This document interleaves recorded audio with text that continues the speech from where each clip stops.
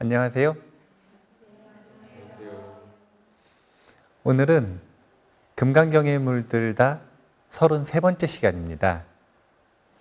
지난 시간에 아마 즉비공식에 대한 이야기를 한참 했을 텐데 아마 즉비공식이 단박에 이해되기가 조금 어려울 수가 있다는 생각이 들어요.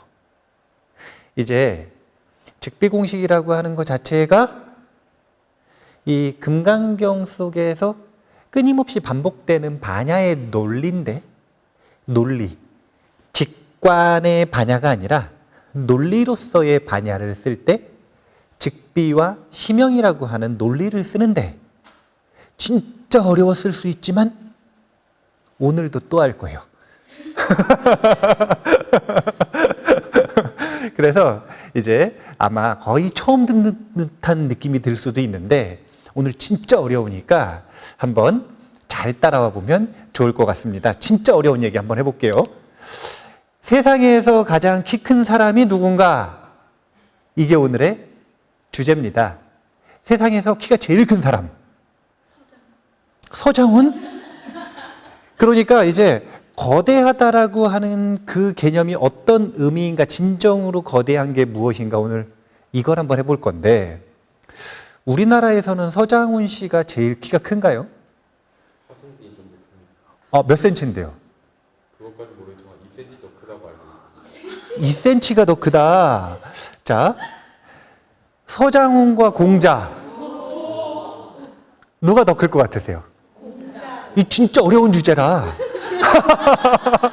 이 즉비공식만큼 어려운 주제라. 자, 서장훈과 공자 누가 더 키가 클 것 같으세요? 몇 센치나? 자, 참고로 이 서장훈 선수는 2m 7cm. 2m 7cm. 그러니까 그 방송에 나오는 거 보면은 거의 뭐 연예인들 보면은 뭐 허리쯤밖에 안 오잖아요. 여자 연예인들 옆에 서고 그러면은 진짜 뭐 허리에 오고, 남자 연예인들도 키가 한 170, 180 되는 그런 분들 옆에 있으면 굉장히 아담하다라는 느낌을 받잖아요. 그러면은 하승진 선수가 2m 9cm. 그런데 공자님은 이제 사기에 나와 있는 기록을 바탕으로 유추해 봤을 때 2m 21.76cm. 2m 21.76cm. 이게 사기에는 9척 6촌이었다 이렇게 나와요. 9척 6촌인데 한 척이 1척이 23.1cm니까 곱해보면 2m 21cm가 나온다 그래요. 그러면은 엄청난 차이인 거예요. 20cm 차이면. 아니, 지금 생각해 보면은 여기 뭐 지금 뭐 윤희 법부님, 뭐 희은 법부님, 아는 법부님 다 그 160cm 고만고만 하잖아요. 근데 스님이 180cm거든요. 그러면은 옆에 서 있으면 키 차이가 많이 나 보이죠. 서장훈 선수가 공자 옆에 있으면 그렇게 된다는 거예요. 그러니까 엄청난 차이죠. 자, 그러면은 지금 세계에서 키가 제일 큰 사람이 몇 센치인 줄 아세요? 진짜 어려운 문제. 즉비심형만큼 어려운 문제예요. 거의 비슷해요. 2m 46cm랍니다. 2m 46cm. 발이 350mm이신데요. 운동화가 350mm. 근데 이 정도만 돼도 사실은 굉장히 키가 큰 편 아닌가요? 이게 등치가 커본 사람들만 아는 비애가 있어. 그게 뭐냐면 많이 먹어야 돼요. 그리고 사실은 한번 생각을 해보면 키가 크면 그 키가 그냥 유지가 될 것 같죠. 그러니까 키가 유지가 된다는 게 뭐 더 크거나 더 작아지거나 이런 유지 말고 그 키를 가지고, 그 몸무게를 가지고 이 중력을 버틴다라고 하는 건 굉장히 힘이 드는 일이에요. 그래서 그 2m 46cm 해당되시는 분은 하루에 물을 보통 11리터 드신답니다. 밥은 하루에 4번, 간식도 4번. 그런데 이제 금강경에 보면 충격적인 이야기가 나오는 거예요. 자, 수보리여, 어떤 사람의 몸이 산들의 왕 수미산만큼 크다면, 산들 중에 왕이 수미산인데 수미산 얘기 빼고, 자, 천왕봉만큼 높다면, 이렇게만 한번 생각을 해보죠. 천왕봉을 올라가 보신 분들은 알아요. 사람 키가 천왕봉만 해요. 그러면 그대 생각은 어떠한가? 그 몸이 크다고 하겠는가?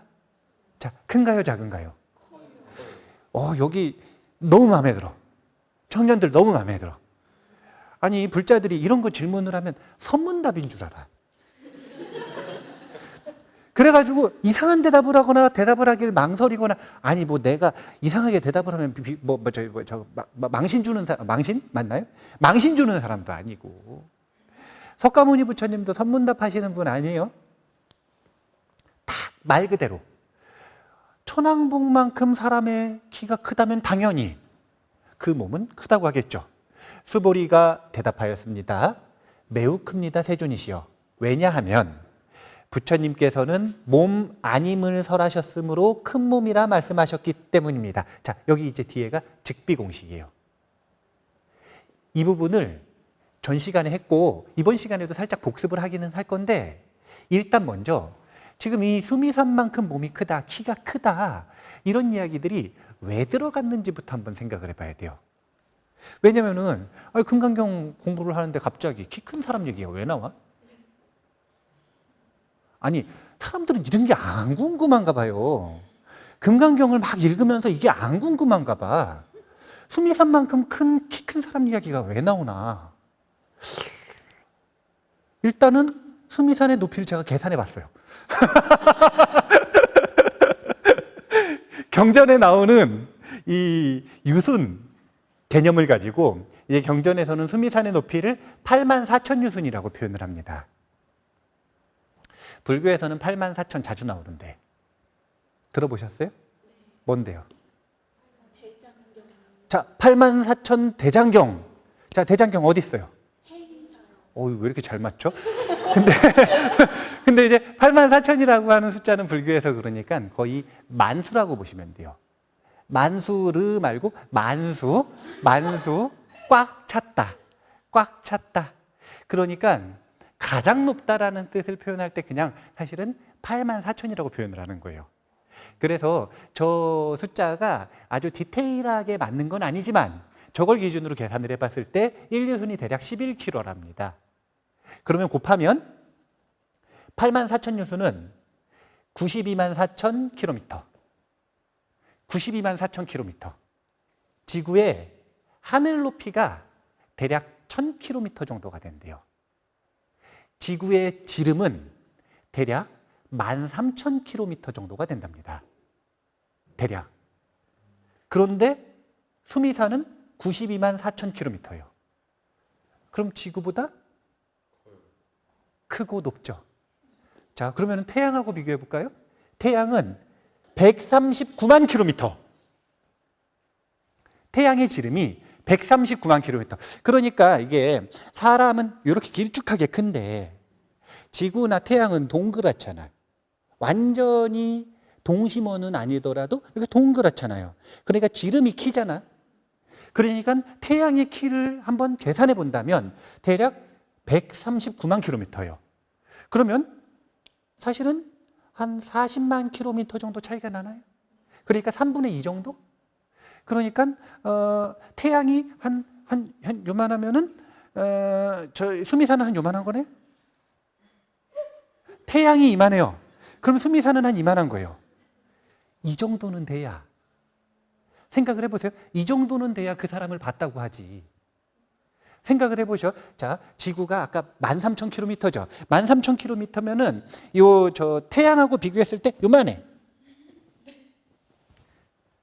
그러면은 태양을 봐도 봤다고 할 수가 있겠어요, 없겠어요? 없죠. 그러니까 이 수미산이 도대체 얼마나 높은 건가, 이걸 한번 생각을 해볼 필요가 있는 거예요. 이제 이런 이야기들이 나오는 이유가 뭐냐면, 사람들은 키 큰 걸 좋아할까요? 키 작은 걸 좋아할까요?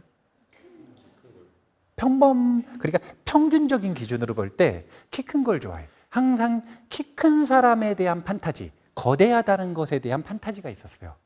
그러니까 이런 이야기가 금강경에 왜 나오는 거냐면 사실은 금강경이 석가모니 부처님께서 2500년 전에 설하신 가르침이라고 우리는 전통적으로 믿고 있었지만 사실은 학자들은 물밑에서 끊임없이 연구를 통해서 금강경이라고 하는 경전 자체가 기원 전후 그 무렵에 스님들이 모여가지고 결집한, 그러니까 새롭게 만들어낸 대승불교의 경전이라고 하는 것들이 이제는 이 공공연하게 학계에서 인정되고 있는 바예요.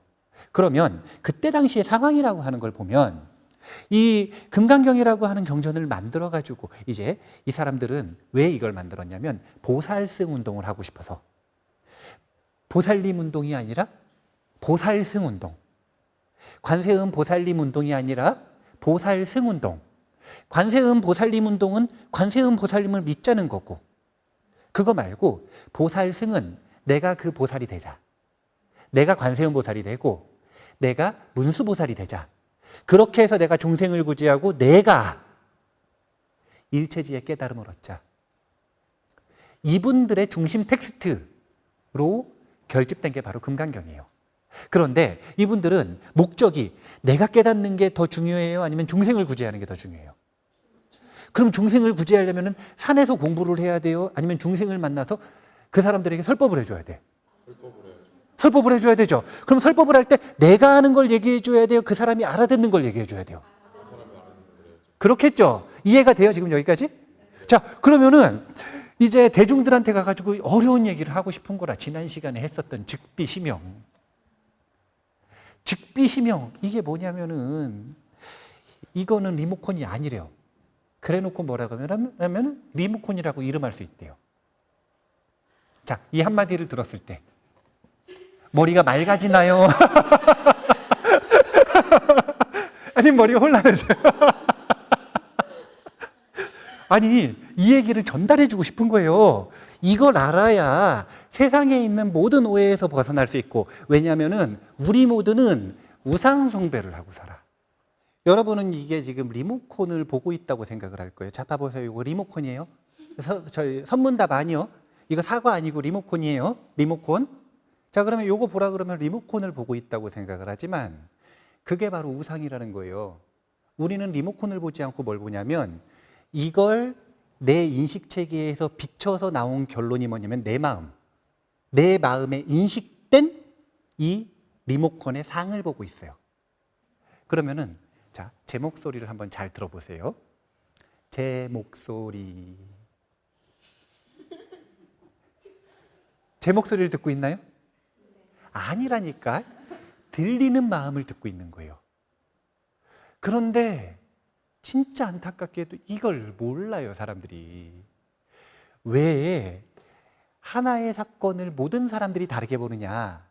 이걸 보는 게 아니라 각자의 마음을 보고 있기 때문에 그런 거예요. 그래서 다 다른 거라.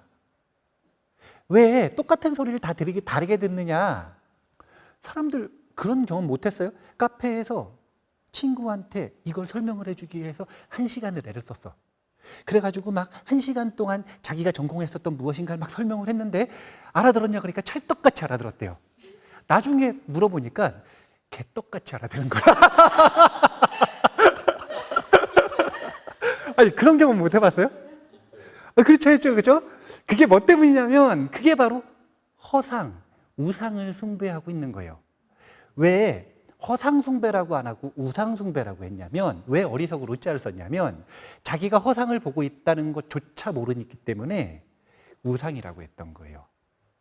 우리가 우상숭배를 끝내려면 아까 그런 즉비심영의 개념을 배워야 되는데, 그런데 그걸 배워가지고 있는 그대로를 보여주고 싶은데 그냥 즉비심영 이러면 못 알아들으니까. 그래서 뭘 끌고 온 거냐면 재미있는 이야기들, 판타지들을 끌고 온 겁니다. 그때 당시에 이 지금 즉비심영의 논리가 이제 어디서 펼쳐지냐면 이 부처님의 진신사리탑을 모셔놨던 탑 성지순례 가는 곳들 있죠. 그런 곳에서 이야기꾼들이, 그러니까 이 대승경전 보살승 운동을 주도하고 그 이 이론 체계를 만들어내시는 분들은 저기서 연구하고 있고, 그분들의 제자들 중에서도 노래도 잘하고 이야기도 잘하고 이런 분들 있죠. 이런 분들이 노래 가사로 만들어가지고 재밌는 얘기를, 거인 이야기를 재밌게 노래로 막 만들어가지고 광장에 가서 사람들이 많이 모여있는 성지순례 온 사람들한테 내 얘기 좀 들어보라 그래가지고 재밌게 하는 거예요. 그래서 원래는 여기서는 수미산만큼 키 큰 사람이 있다면 요만큼만 나왔죠. 그런데 그 뒤에 즉비시명은 길게 나왔죠. 그거는 나중에 텍스트로 정리될 때 그렇게 정리를 한 거고, 원래 비중을 보면 99%는 재밌는 거인 이야기를 하다가 맨 마지막 결론 딱 났을 때, 그래가지고 거인이, 대단한, 이런 거인이 있다? 이런 얘기를 딱 들었을 때, 그때 즉비시명 이야기를 딱 하는 거예요. 그러면은 공감과 몰입이 막 돼가지고 너무 재밌다, 이거 어떻게 되나, 이거였구나 이러고 있는 그 순간에 딱 이야기를 하면 영혼에 박힌단 말이에요. 아주 효과적인. 원래는 그런 식이에요. 이런 수미산 얘기, 키 큰 사람 이야기, 이런 이야기가 왜 들어가는지를 이해를 하겠어요? 얼마나 자비롭습니까? 내가 하고 싶은 이야기를 내 눈높이에서 표현을 하면 정말 쉬운데, 얼마나 쉬워요. 그냥 말하면 되니까.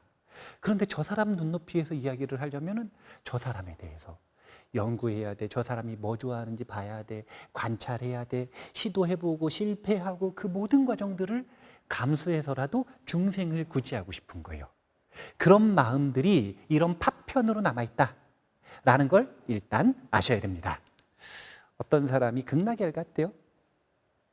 극락엘 갔는데 이 사람이 별로 이제 몸이 크지를 않아요. 극락에서는 공덕이 큰 만큼 몸이 크거든요. 근데 아직 공덕이 얼마 안 큰가 봐요. 그래가지고 극락을 막 여기저기 막 이렇게 다니는데, 다니다가 보니까 황금산이 있네? 얼마나 높은가 봤더니 하늘 끝까지 황금 절벽이 쫙 연결되어 있는 거예요. 그래가지고 이건 도대체 무슨 황금산인가? 그래서 옆에 있는 관세음보살님한테 물어봤어. 안내자가 관세음보살님이었거든요. 이게 이 관정스님이라고 하는 스님의 중국 스님인데, 극락 유람기에 나오는 그 스님이 극락 갔다 오셨어. 극락 가가지고 6년 만에 돌아오셨거든요. 실종되셨다가 6년 만에 돌아오셨어요. 그런데 극락 갔다 온 이야기거든요. 하늘을 이렇게 보니까 황금 절벽이 있어가지고 황금산 하늘까지 다 있어요. 자기 눈에 보기에는. 그래가지고 관세음보살님한테 물어봤더니 충격적인 이야기를 들었어요. 아미타 부처님 엄지발가락이래요. 자, 아까 봤죠? 여기 땅바닥에 들러붙어 있으면 아미타 부처님을 본 거예요, 못 본 거예요? 못 본 거잖아요. 그래가지고 관세음보살님이 날아 올라가지고 딱 이렇게 그 아미타 부처님을 보여드리려고 이렇게 보여드리니까 웬 바다가 있네요. 웬 망망대해 바다가 있어. 아주 큰 바다. 뭐냐고 물어봤더니 관세음보살님, 아니 아미타 부처님 눈동자래요. 이 정도 크기가 차이가 나면 아미타 부처님을 봐도 뭘로 보이냐면 황금산으로 보이고 넓은 바다로 보이는 거예요. 그러면 친견을 한 거예요, 못 한 거예요? 그럼 어떻게 해야지 친견을 할 수 있을까? 최소한 어깨 높이만큼은 커져야겠죠. 이런 이야기 구조가 정토 이야기 속에 있단 말이에요. 그래서 아미타불의 키를 정토계 경전에서는 뭐라고 표현을 하는 거냐면 수미산만큼 크다, 이렇게 표현을 하는 거예요. 이게 지금 정토계 경전의 파편이라는 걸 알아야 된다는 거예요. 이게 너무 재밌는 건데. 근데 이런 이야기들을 딱 듣고 나니까, 그러니까 이제 무슨 재밌는 얘기를 했을까? 그 당시에 뭐 이제 이런 얘기를 했다고 생각을 해보세요. 손오공 다 알아요? 손오공이 막 이제 옥황상제랑 막 싸우고 1대1 떴잖아요, 이렇게. 다 이기고 옥황상제도 이제 잡을 수가 없어.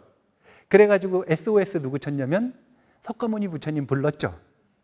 그래가지고 석가모니 부처님한테 이제 제천대성이 나 누구든 다 이길 수 있다고 싸움을 거는 거예요. 그래가지고 석가모니 부처님이 내기 제안을 합니다.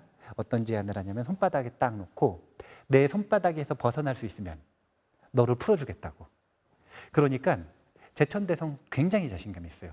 왜냐면은 눈 깜빡하면 10만 8천 리를 갈 수 있거든요.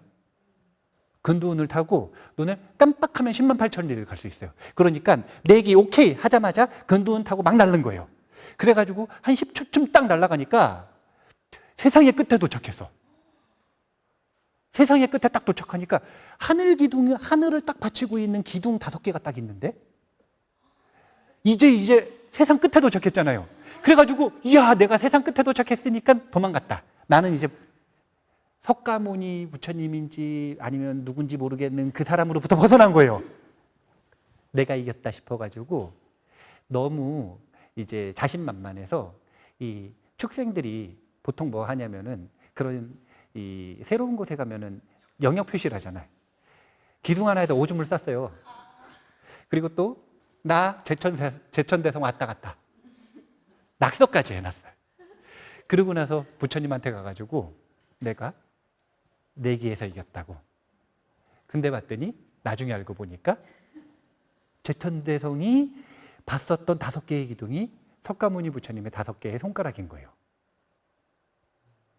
이게 부처님 위에 부처님 손바닥 위에 있다라고 하는 비유의 이야기인 거예요. 자, 이 얘기를 이렇게 짧게 한 게 아니라 아주 흥미롭게 막 제천대성하고 나타태자하고 막 싸워서 이기고 나타태자가 뭐 어떤 무기를 가지고 막 이런 얘기를 막 너무 재밌게 했어요. 99%를 했어.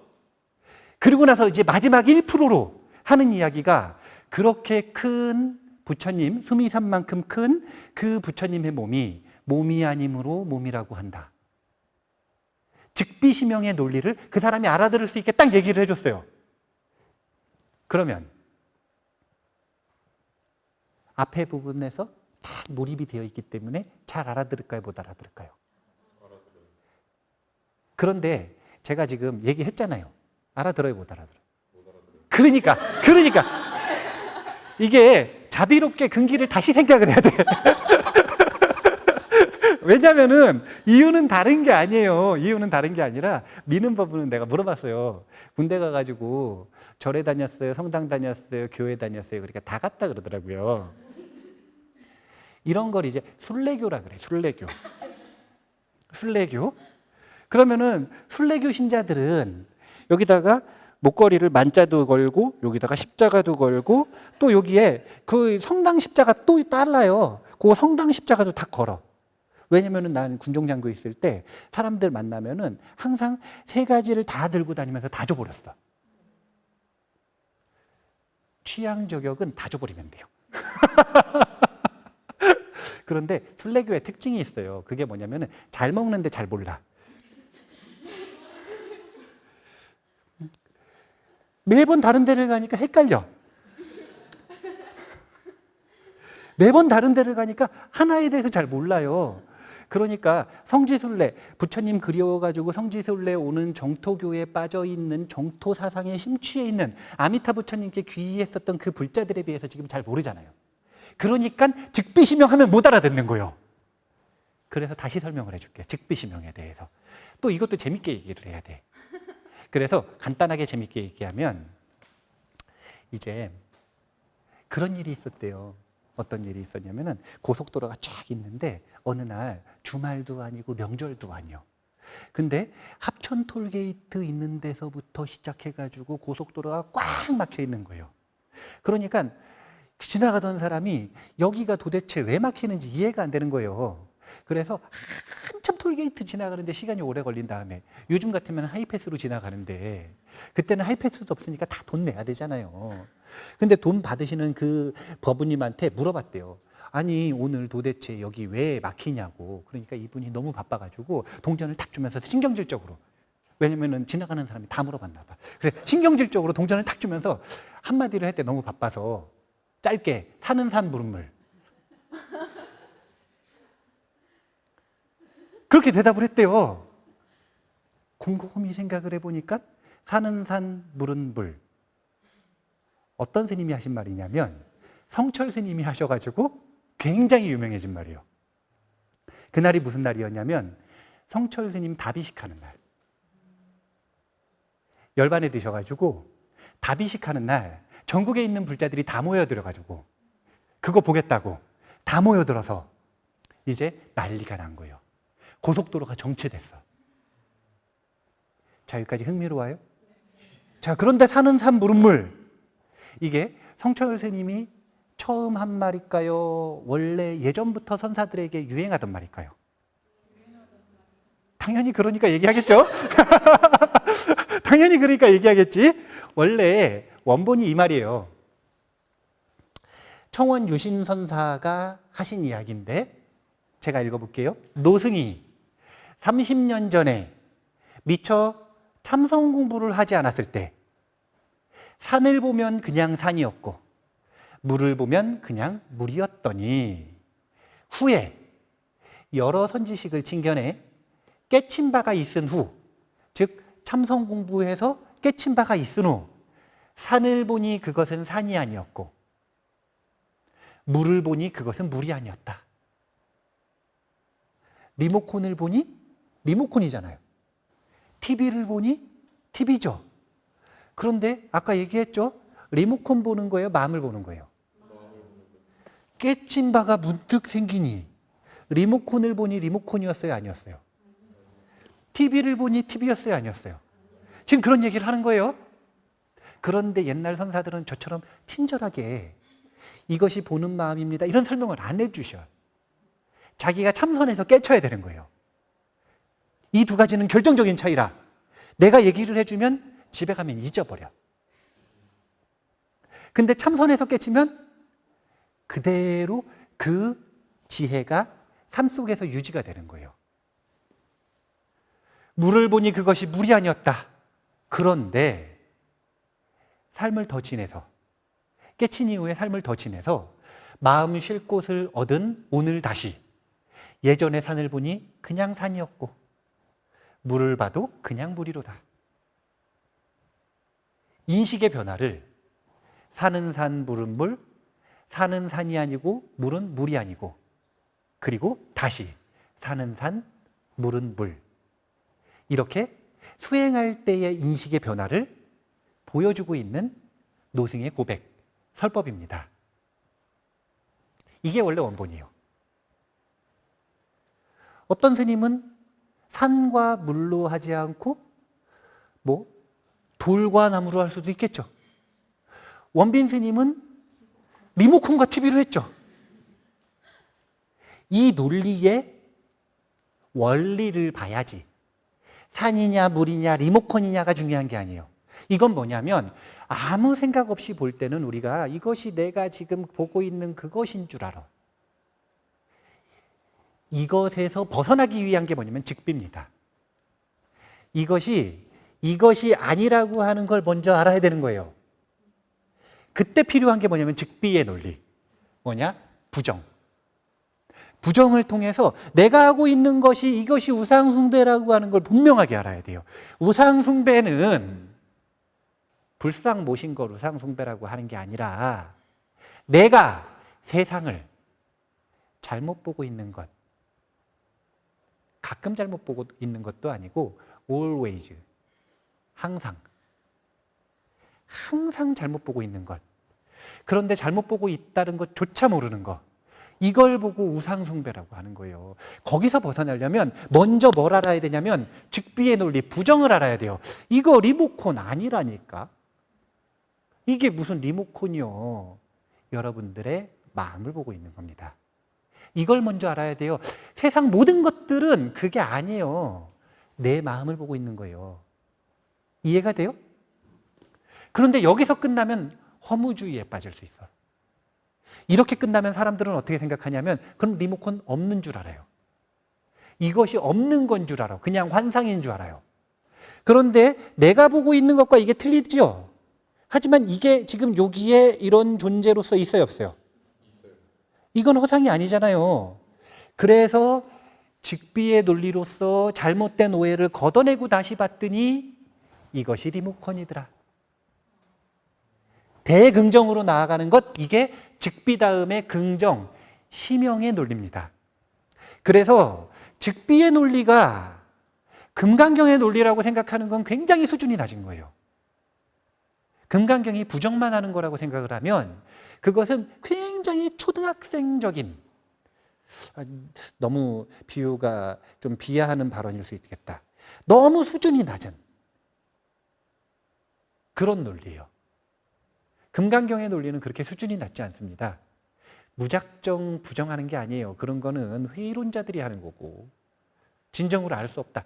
알 수 없긴 왜 알 수 없어? 이것의 오해를 걷어내고 보면 분명히 이것이 리모컨인 걸 아는데, 부정을 통해 긍정, 대긍정에 있는 그대로로 나아가는 것, 이것이 바로 금강경이에요.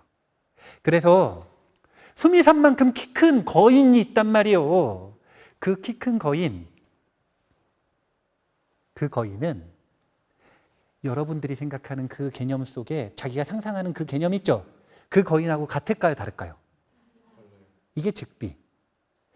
다르기 때문에 키 크다고 말하는 것입니다. 하지만 없는 건 아니죠. 그러니까 그 존재가 없지는 않으니까 즉비의 논리로서 오해를 치워낸 다음에 그것은 크다라고 말할 수 있다는 거예요.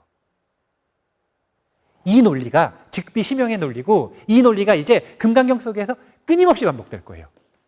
열의실견분에서 즉비 논리를 대표적으로 말했다면 그 논리를, 반야의 논리를 이제는 금강경 끝날 때까지 모든 분야에서 보시하는 이야기 할 때도, 그 다음에 수행하는 이야기 할 때도, 부처님 얘기할 때도, 법에 대해서도 전부 다 붙여서 이야기를 하게 될 것이다. 이렇게 알고 계시면 됩니다. 이해가 되세요? 자, 그렇다면 이제 저거 지금 키 큰 사람 이야기를 했어요. 자, 서장훈 선수가 키가 2m 7cm랍니다. 그는 키가 크다고 할 수 있을까요? 네. 하지만 뒤에 항상 붙이셔야 돼요. 직비심형의 논리를.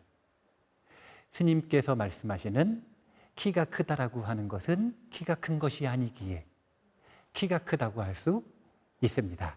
이게 말장난이 결코 아니에요. 사람들이 직비심형의 논리를 이해를 못하면 다 이게 말장난인 줄 알아. 이게 말장난이 아니라 자기가 이해를 못하는 거예요. 이 이야기를 들으면 혼란스러워지는 이유가 즉비심형의 논리가 그 사람의 생각을 이끌어주지를 못하는 거예요. 왜? 이해를 못했으니까. 하지만 즉비심형의 논리가 이해가 안 된다면 대안으로 제시할 수 있는 게 산은 산, 물은 물. 산은 산이 아니고 물은 물이 아니고, 그런데 결국 산은 산, 물은 물. 우리가 1번 단계의 산은 산, 물은 물로만 살면 안 됩니다. 그렇게만 살면 안 돼요. 우상숭배하고 사는 거예요. 가장 먼저 즉비의 부정으로서 산은 산이 아님을 알고 물은 물이 아님을 알아야 한다. 이걸 경전에서는 모든 것은 마음이다, 이렇게 표현하는 거예요. 모든 것은 마음이다. 여기서 끝나면 안 돼요. 아니, 이것도 마음이고 이것도 마음이면 어떻게 소통하고 살아? 그럼 바보 아니에요? 아니, 생각을 해보세요. 퀴즈해요. 자, 이거 뭡니까? 마음. 자, 이거 뭡니까? 마음. 문제 맞춰요, 못 맞춰요? 상품을 못 타. 못 먹고 살아요, 못 먹고 살아. 먹고 살려면 어떻게 해야 되냐면 세상의 언어를 알아야 돼요. 자기는 오해에서 벗어났지만 우리끼리 이걸 뭐라고 약속을 했냐면 리모컨이라고 약속을 했어요. 그러면은 자, 이제 이게 뭡니까? 그러면은 뭐라고 얘기해야 돼요? 리모컨. 이렇게 말할 줄 알아야지. 자꾸 즉비 논리에 빠져버리고 이것이 말장난이라고 생각을 하고, 이 정도 수준에서 우리가 머물면 안 돼요. 진짜 답답해진다니까. 나중에 가가지고 자기가 공부를 해가지고 좀 깨쳤어요. 그런 날이 올까요, 못 올까요? 올 수도 있겠죠. 근데 금강경에서 자꾸 사람들이 뭐라고 얘기를 하냐면은 수다원은 수다원이라고 하면 된대요, 안 된대요? 아라한은 아라한이라고 하면 된대요, 안 된대요? 아니, 홍길동도 아니고 아라한이 본인을 아라한이라고 얘기를 하는 건 사는 산 물은 물, 사는 산이 아니고 물은 물이 아니고 사는 산 물은 물 1레벨, 2레벨, 3레벨 1레벨 이야기예요? 3레벨 이야기예요? 근데 듣는 사람들이 1레벨이니까 그 얘기 듣고 뭐라고 생각하냐면 저 사람 아라한 아니다. 저 사람 수다원 아니다. 그러다가 아무 말도 못하는 바보가 되는 거예요.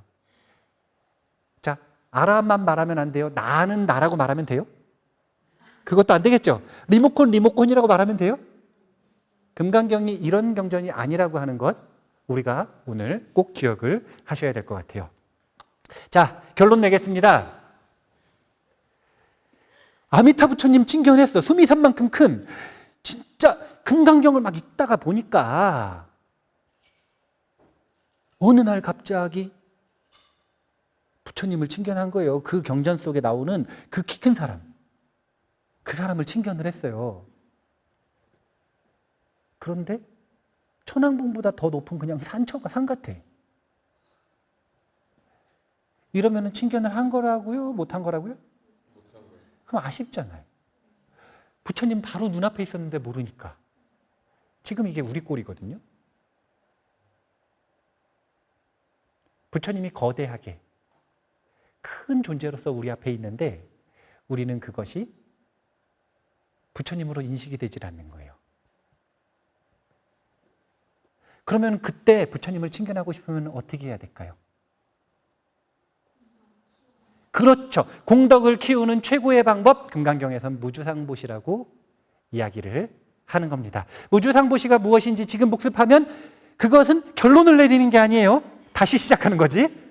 그러니까 그 이야기는 다음번에 하든지 기억을 하시든지 알아서 하시고, 결론은 무주상보시로서 금강경의 대표 수행인 무주, 무상, 보시라고 하는 이 수행으로서 자신의 공덕을 키워나간다면 그 공덕이 바로 그 사람의 키다. 자, 이제 우리가 수준이 좀 달라져야 돼요. 키가 몇이에요? 그렇게 얘기하면 안 된다니까? 왜 자꾸 육신의 키를 얘기를 해요? 공덕의 키를 얘기해야지. 공덕의 키를 얘기하죠. 수미산만큼 크다고 거짓말해도 안 돼요. 아니, 생각을 해보셔요. 통장에 잔고가 10원밖에 없으면서 제가 10억 있어요. 아무리 얘기를 해봐야 10억이 돼요? 안 되잖아요. 수준을 우리가 이제 바꿔야 되는 거예요.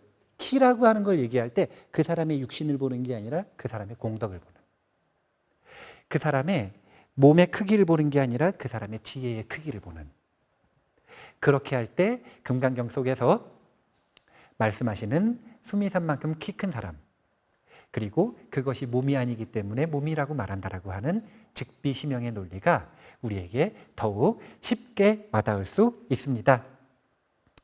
이제 이런 무주상보시를 연습하는 금강경을 많이 읽어야 될까요? 안 읽어야 될까요? 네, 말만 하고 안 읽으면 안 돼요. 우리 부처님 앞에서 거짓말하기 없게 해요. 네. 그렇게 금강경을 잘 읽으셔서 무주상보시를 마음에 담으시고 마음에 새기셔서 무주와 무상과 보시를 자신의 습관으로 삼아서 그렇게 수행을 잘 이어나가셨으면 좋겠습니다. 우리가 키 작은 사람 말고 공덕의 키가 수미산처럼 점점 거대해지는 사람, 그런 사람이 되었으면 좋겠습니다. 아시겠죠? 네. 자, 그러면 오늘 이만 마치겠습니다. 감사합니다.